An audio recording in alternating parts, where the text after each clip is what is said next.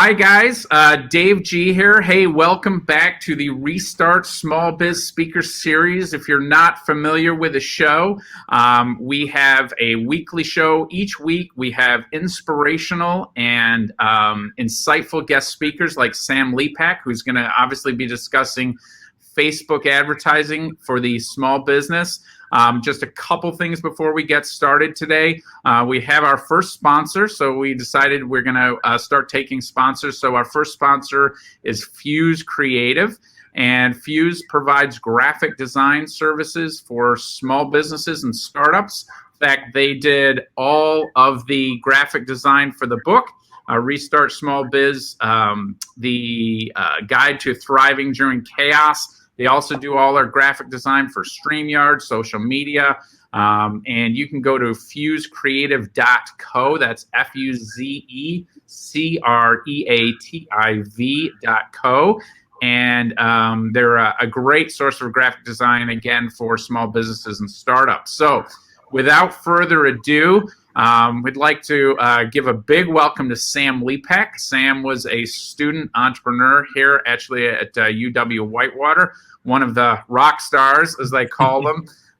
Sam's got not only great insights on Facebook advertising for you guys today, but the other thing he wants to share with you is a little bit about his digital nomad lifestyle. So, Sam, why don't you go ahead and do an intro, and then let's launch right into the training. Awesome. Thanks, G. I appreciate it.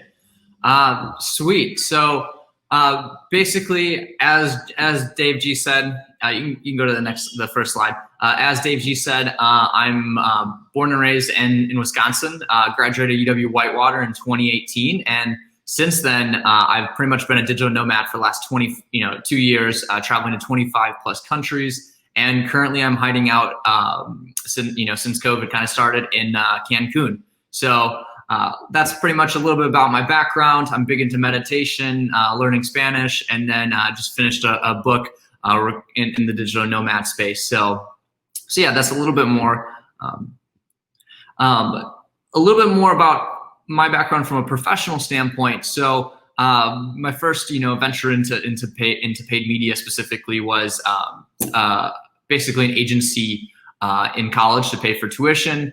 And then that turned into Pintful, which is a healthy peanut butter startup. So more of an e-commerce. We successfully had a 10K Kickstarter from that.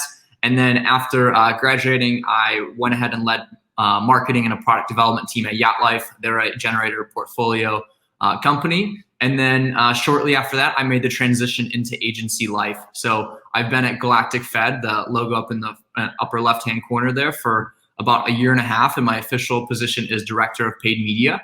Under this year and a half, I've directly managed over $7 million in paid media spend between Google, Facebook, LinkedIn, Apple Search Ads, Quora, Pinterest, you name it, native, etc. And currently manage a team, recruited, hired, and trained, and manage a team of about 11 plus. So total spend under management, probably 3-4x that, something of that nature. So these are some of the cool companies I've been able to work with, definitely ranging from small businesses to very large companies as well over the past year and a half.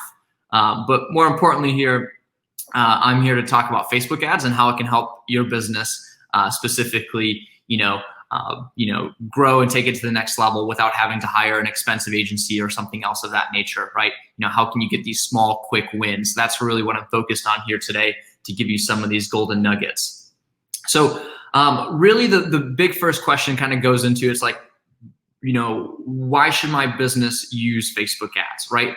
And the way to really think about it is the intent of the platform. So obviously there's Google, right? And Google has more search intent or information-based intent, where it's, people are like, I want to buy a water bottle, or, what is the best, safest water bottle to use? Those different type of queries, right? Where somebody's going directly at it.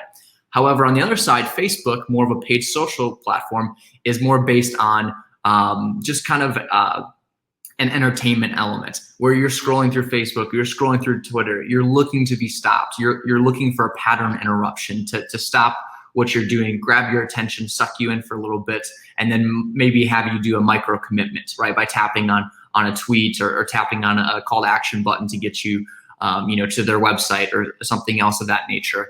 So that's really the first thing to think about when looking at Facebook ads is in paid social as well, is that the intent of those users and who you're going after on that site. And I will say that at a high level, so right, we've got the zones, paid search and paid social. Facebook and Google are really kind of like the dominant players in each of those. And so you usually look to test on those two platforms first, before kind of diving down to like those smaller ones like LinkedIn, Snapchat, TikTok, Bing, Microsoft, etc. So, but for our focus today here, we're really gonna be focused on Facebook ads. And I'm gonna share some of these golden nuggets of what you guys should be really focused on here when you're setting up these accounts, what you're doing, just to get the best results without, spending tons of time in it, because, you can really get sucked in and you can spend a whole day or two. You can spend 10 plus hours a day just inside one account trying to optimize it. But we're going to give you more of that 80-20 rule from here. So the first thing I really want to talk about is this concept of a Facebook pixel. So basically the Facebook pixel, as I like to think about it, is it's kind of like training a dog or a pet, right? You give it good positive inputs, you receive good outputs, right? You reward good behavior, by, giving, good commands, etc. And you can give it bad inputs, right, and get bad outputs. So really the main point of the Facebook pixel is to let it learn, right? And what this does is, and to let it learn is that you're giving it information, whether that be from your customer lists, whether it be from having on your website and people taking action, and it's learning from, you can go back one slide, sorry. And it's having them learn, or potentially your social media profiles, right? Your Instagram, your Facebook, that pixel's taking into account all that information as well when you have it tied to your ad account. What type of content you put out there, what people resonate with them. And then there's also ways you can go kind of more advanced, is if you want to buy a list, right? Or if you want to connect to the third-party data provider, you can do that as well to feed that pixel and give it good inputs. So that's really the core functionality of Facebook. Don't give it good input so it can work really hard for you and find the people that are actually going to take action, purchase your product, become a lead, etc. So that's really the core philosophy of Facebook, is training that pixel to work for you. Okay. Something else that Facebook really focuses on is this concept of the power of 5, right? So for the most part, and actually I've been at Facebook headquarters and they have posters of this pretty much all around, so it's pretty religious in a sense for them at their company. And there are really 5 big things here that are pretty turnkey that work in tandem with the pixel to get you the best performance, especially on a testing level, with very little input.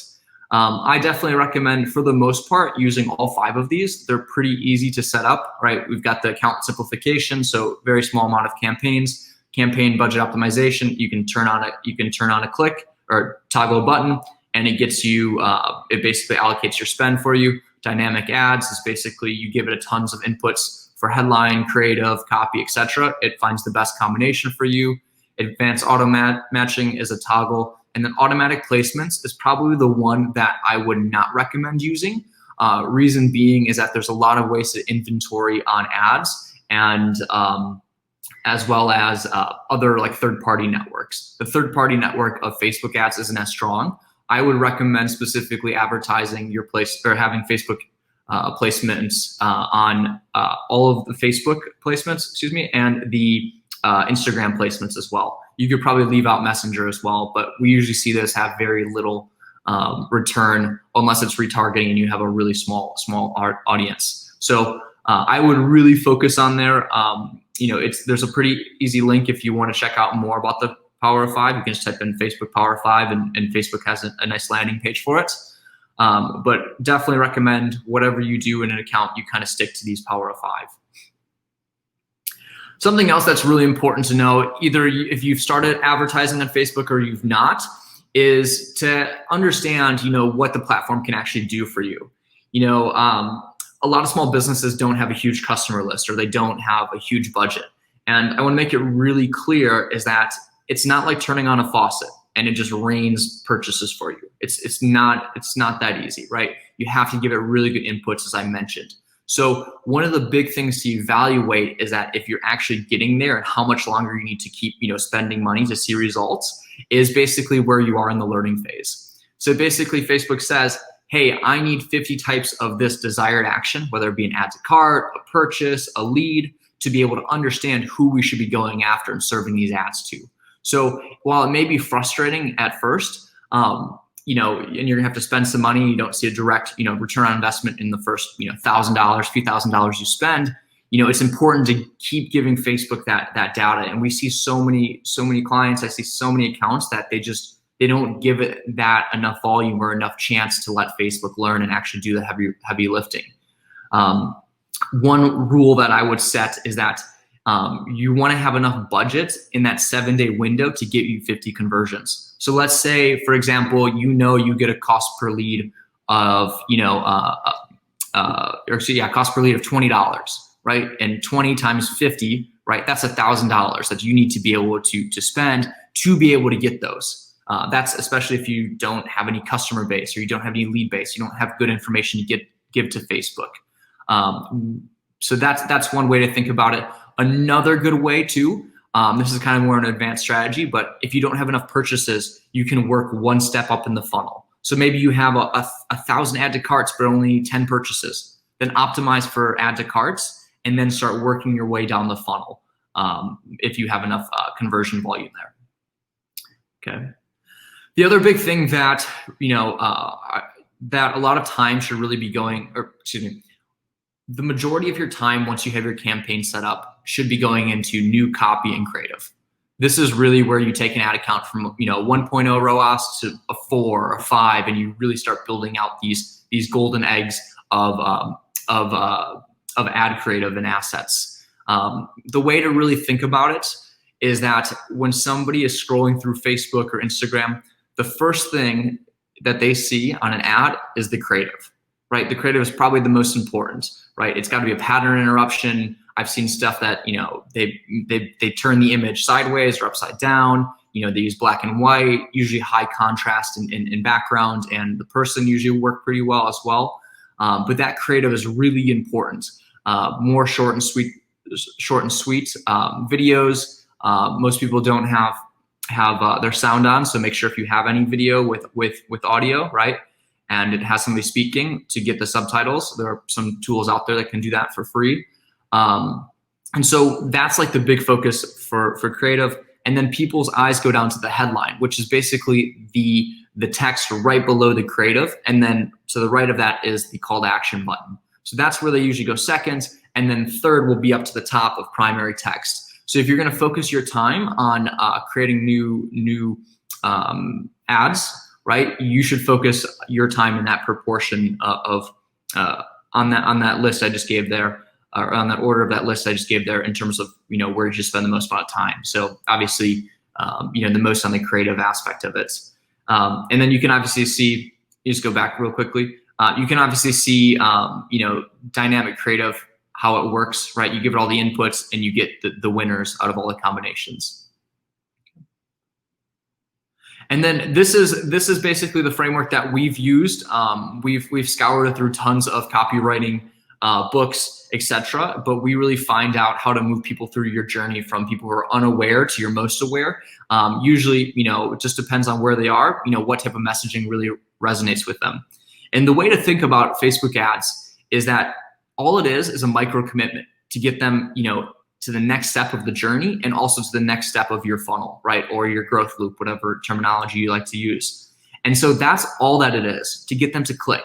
And so we find that people that we are segmenting into buckets on Facebook ads, right? So people who are most aware or product aware, right? These are probably people who have visited your website before. They're probably in a retargeting campaign, right? They're going to more resonate and convert with product and price and deals and discounts, right? And then you got people who've never heard of you before, right? Stories, secrets, benefits, etc. Those are the things that are going to move people from right to left with considering this this graph.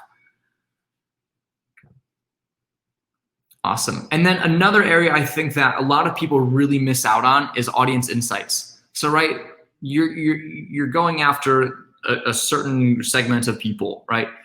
And a lot of people overlook this when planning and doing interest-based targeting, interest, demographics, behaviors. That's really kind of like the bread and butter of Facebook ads from an audience targeting standpoint, outside of the lookalike audiences. If you have a good customer list, a good customer list would be, I would say, at least 1,000 unique individuals where you have their email or their phone number, etc. But also, if you don't have that luxury, right, the audience insights tab is your best friend, as you can see here. And that allows you to pull audience insights from your social pages as well, and understand, who is your audience, right? And then you can go ahead and target those people in ads. And then the other kind of golden nugget that I want to add here as well is that since COVID, Facebook ads has been disapproving a lot of ads, has been disapproving a lot of ad accounts, right? They've been blacklisting them, shadow banning them, etc. And so you might get really discouraged that Facebook keeps rejecting your ads. And so what I would recommend is actually going inside your Biz Manager and making another ad account, making at least 2 ad accounts, connecting your pixel between both of them. And so in case your ad account gets banned, you don't lose all of that learning that your Facebook pixel has already built up. So I just want to end that on a golden nugget. But as for anything else, or as for call to action here, I love looking in these accounts. Honestly, I'm in ad accounts all day, and I want to provide everybody here who's listening a free ad account audit. To Facebook, Google, whatever it may be. You can go to the last slide. All I ask is that you just email me at my email right there, and I'll take a look probably in 48 to 72 hours, realistically, probably even sooner, and give you some feedback on what I would do and what I would change to help you, more optimize your accounts. And then just the last kind of shameless plug here. So I'm also taking some of my time to help people become digital nomads. So if you know anybody who's interested in working from home and traveling full time, there's my email, and be happy if you could connect them to me as well. Awesome. Great info. So you guys got a crash course in Facebook advertising in under 18 minutes from Cancun, I think, right? Did we say Cancun? Yeah. Yeah. So what I'd like to do, Sam, with the time we've got left, is hit some of these questions. So one of them is, what's the minimum budget my business can have to run a Facebook ad? Great question. Yeah, that's great. We get that a lot. I would say $100 to $150 a day is probably what you need to go for most businesses. Obviously, it depends on if you're trying to get somebody to purchase a $1,000, $2,000 yacht charter, or you're trying to get somebody to sign up for a webinar funnel, right? So that'll dictate a little bit. But I would say if you're really looking to do it right, I would say a minimum of $100 a day or $3K a month, probably more $4,500, to get the learnings. Otherwise, you're going to sit there and you're just going to straggle along for the whole month. Cool. The next one. So is there a way to know what the industry-wide average cost per click is? So if you've got a sector and you're selling pet food. So we've got a person in our group, in our Facebook group, that has a pet food company, and she's talked about doing some geo-targeted ads. How can she know, what that price point is where she can get, ranked? Yeah, I think from a cost per click level, a lot of the stuff you'll see out there is like, if you Google search it, you'll see something on like WordStream, and it'll have like these very like vague, cost per click for industry. I would say the best way to do this is to actually look at cost per click inside of Google Ads Keyword Planner, and just see what like the cost per click is there. But then for Facebook, it really depends on your audience size. If you've got a really small group of people, you're going to be fighting tons of other people for their attention. But if you've got a big group, you're going to be able to get in front of them at a cheaper cost. So that's why you usually see like retargeting and retargeting CPCs and CPMs, cost per 1,000 impressions, is very high compared to cold audiences and prospecting campaigns where you've got a big audience and lower CPCs and lower CPMs. Okay, cool. We've got a question from Charlie. How long should you wait, how long should you anticipate to wait until your ads and businesses start gaining the traction that you're seeking? So I would say if you've never advertised on Facebook before, we usually tell clients 4 weeks or so, but I could see that being, I would set up the campaigns, launch them, and not touch them for 2 weeks. I would evaluate and let the data come in, and then see if there's any things that are obvious. So a lot of people, they set them up and they're like 2 days later, they're like, oh crap, I don't have any sales. And then they start changing everything, right? But it's really important to give those campaigns the full days, all the days of the week, because some businesses perform a lot better on weekends versus weekdays or certain times of the day, mornings or nights. And you're doing more harm than good by making changes in the Facebook campaigns when you launch them, because that resets that learning phase. And it basically says, Facebook takes a step back and then they recalibrate and then go after this, right? And so for the most part, if you do more changes early on, you're doing more harm than good. But I would say, if I had to put a number to it, I would say 2 weeks minimum. You'll probably start seeing stuff more in that 3 week range. Okay. But if you've got a big budget, you're in it for the long haul, 4 to 6 weeks is kind of the conservative. I suppose the point there is you don't want to start pulling too many levers and turning too many dials, because the information that you get out, it could be garbage, and you could end up, wasting a lot of money getting and not getting the leads that you're targeting, right? Especially, I would think, and some of those, they could be consumers or businesses. They might be going on with, significant frequency or pretty infrequent. And so giving them the time to actually see the ad and engage, is obviously pretty important. All right. Next question. Is it, okay. So let me ask about this. So in terms of how, I'm going to paraphrase what Charlie's asking, when you're actually developing the ad, and you can obviously go, granular on it, right? You can look at age, you can look at geography, all of those sort of elements. How deep do you recommend that someone goes initially when they're setting up the campaign? Should they go super granular and then expand out, or start with a really wide audience and then bring it in? Yeah, that's a good question. So I would say you should start more micro targeting, aim small, miss small, and then have these types of customer personas that you're going to go after. Aim small, miss small, get some learnings, and then once you start seeing some, we actually see really good performance when you just target the US and let the pixel do all the work, and that'll outperform lookalikes. It'll outperform interest-based targeting. So start small, aim small, miss small, figure out a little bit who they are, and then start to expand it. And you can expand it all the way to no targeting. And I think seeing Charlie's comment, I think something else too is that if you spend more money, you can accelerate these learnings. No doubt. if you just want to pour it and pound it in there, you can do that. I would say at least a week before you make any changes, especially if you're just you want to say all right, I'm going to throw 20K at it this week, right? Give it a whole week at least, because you want to see that progression from a weekend versus a weekday, and then times of day as well. But you can really accelerate learnings the more you spend.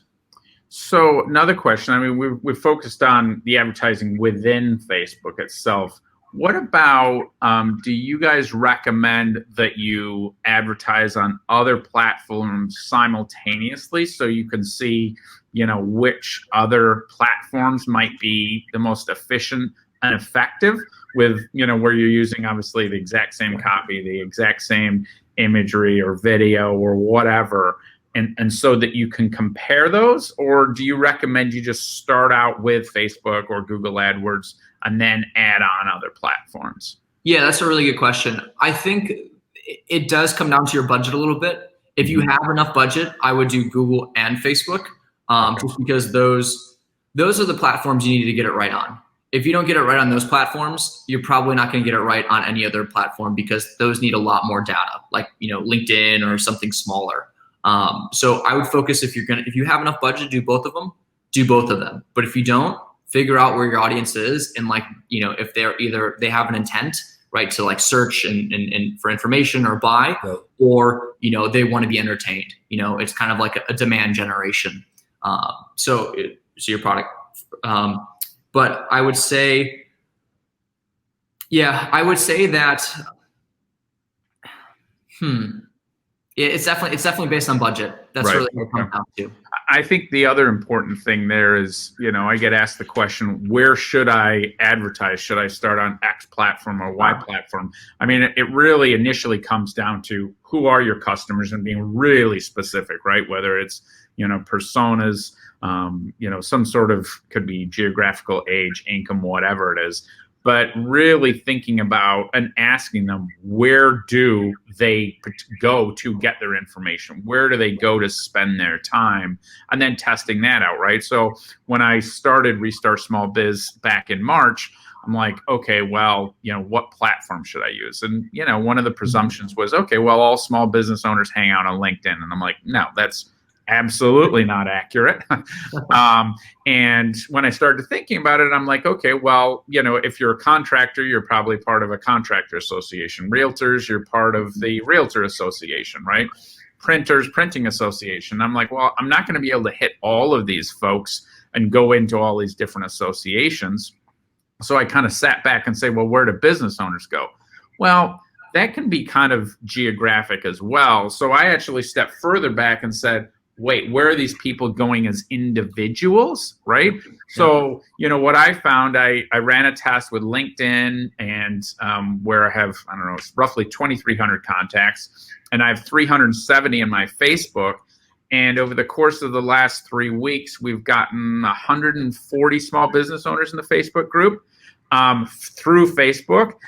And the LinkedIn one, we've had 8, right? So I think that the big message there is, don't assume that Facebook, or Google AdWords is the place to go. You really need to talk to these customers and ask them, where are you spending time online, rather than just picking a platform because it's the biggest or you like it, right? So I find that, many times college students will be like, okay, well, I'm going to launch this advertising campaign on Insta.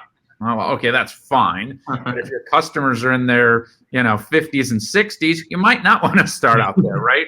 So I just think, at the risk of belaboring the point, really figuring out where people are spending time before you pick a platform or multiple platforms to run your test. Yeah, absolutely. And I think too, like, Facebook ads and Google ads are the quickest way to get that validation. You put money in, right? You pay to play. Yep. But absolutely right. They're not always there. I think it's a no-brainer for a small business to do Facebook ads if they've got decent site traffic. At minimum, they should be retargeting those people, getting them back in. Can you talk about retargeting? I know what it is, but just to kind of clarify it for our audience. Yeah. So people who are familiar with your website or they visited your social media pages, you can serve ads directly to them to get them to that next step of the customer journey.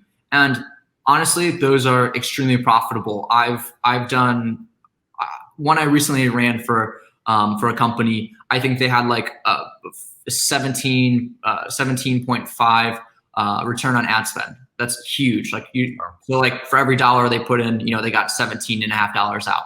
It's low hanging fruit. It's easy to do. And honestly, I recommend pretty much every business to do that because they're already familiar with you. And so let me ask you that. So, I mean, I think this is a good point to end on here. You talked about that 17.5. Obviously, that ROI is going to change wildly based on the industry, right? And the profitability by sector and things like that. Having said that, what is a good rule of thumb in terms of, the amount of ROI if you were to look across, clients where you say, okay, this is really, really good, or we need to pull a ripcord here because this campaign's just not working?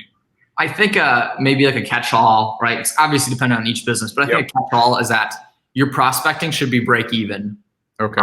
Your campaigns that people have never heard of you before, they're not familiar with you. If that's break even, that's great. Because then usually you want to focus on areas where you can extend that LTV, and then your retargeting should be, I would say, probably a 3.0 ROAS, maybe a little bit higher. So there's some serious. There's some return on ad spend. So yeah. And the only thing is to note is like the retargeting, that group of people is a lot smaller. Right. So it's not a huge volume that you can do. Yep. And I'd encourage you guys, if you didn't watch the interview we did with John Ullman on sales funnels, because this ties directly into that. So, all right, Sam, I know you've got a hard stop here. Really appreciate your time today. I think there's going to be so many questions that come out of this that probably do a follow-up show, if that's all right with you. I'm not sure what part of the world you'll be in. Maybe do one on Google AdWords. Yeah. So again, thanks a lot for your time. Big shout out also to our sponsor, Fuse Creative. That's FUZE creative.co. If you don't have, obviously, the book yet, Restart the Small Business Guide to Thriving During Chaos, available on Amazon. And our next speaker will be Pulitzer Prize winning reporter Kathleen Gallagher. She will be on the show on Tuesday at noon Central, and she'll be talking about how small businesses can get media attention. So again, Sam, thanks so much for your time. Great insights as always, and enjoy yourself on the beach, and stay safe out there too. Thanks for having me. All right, take it easy. All right.